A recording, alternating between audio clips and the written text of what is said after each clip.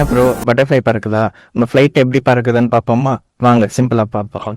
So 100 ton இருக்கிற aircraft எப்படி ஸ்கைல fly ஆகுதுன்னு தெரியுமா? அதுக்கு மெயின் ரீசன் வந்து லிஃப்ட். லிஃப்ட்னா என்னன்னா வந்து ஏர்கிராஃப்ட் மேல் பக்கமாக ஏரில் ஹோல்டு பண்ணி வைக்கிற ஃபோர்ஸ் பேர் தான் வந்து லிஃப்ட். ஸோ ஏர்கிராஃப்ட் ஷேப் வந்து நார்மல் இல்லை, அது வந்து ஒரு ஸ்பெஷல் ஏரோடைனமிக் ஷேப்பாக டிசைன் பண்ணியிருப்பாங்க. ஸோ ஏர்கிராஃப்ட் வந்து ஃபார்வர்டாக மூவ் ஆகும்போது விங் மேலே போகிற ஏர் வந்து ஃபாஸ்டராக மூவ் ஆகும், அதே விங் கீழே போகிற ஏர் வந்து ஸ்லோவராக மூவ் ஆகும். ஸோ ஃபாஸ்டராக மூவ் ஆகிற இடத்துல வந்து லோ ப்ரெஷர் கிரியேட் ஆகும், அதே கீழே வந்து கொஞ்சம் கம்பேர்ட் டு ஹை ப்ரெஷராக இருக்கும். So high pressure to low pressure தான் ஏர் மூவ் ஆகிறதுனால வந்து ஒரு ப்ரெஷர் டிஃபரன்ஷியல் கிரியேட் ஆகிறதுனால லிஃப்ட் வந்து ப்ரொடியூஸ் ஆகும். ஸோ எக்ஸாம்பிள் வந்து ஒரு ப்ராக்டிக்கல் எக்ஸாம்பிள் பார்ப்போம். ஸோ எங்கிட்ட வந்து ஒரு பேப்பர் இருக்குது. இப்போ நான் பேப்பர் மேலே வந்து ஏர் ப்ளோ பண்ணுறேன் நான்.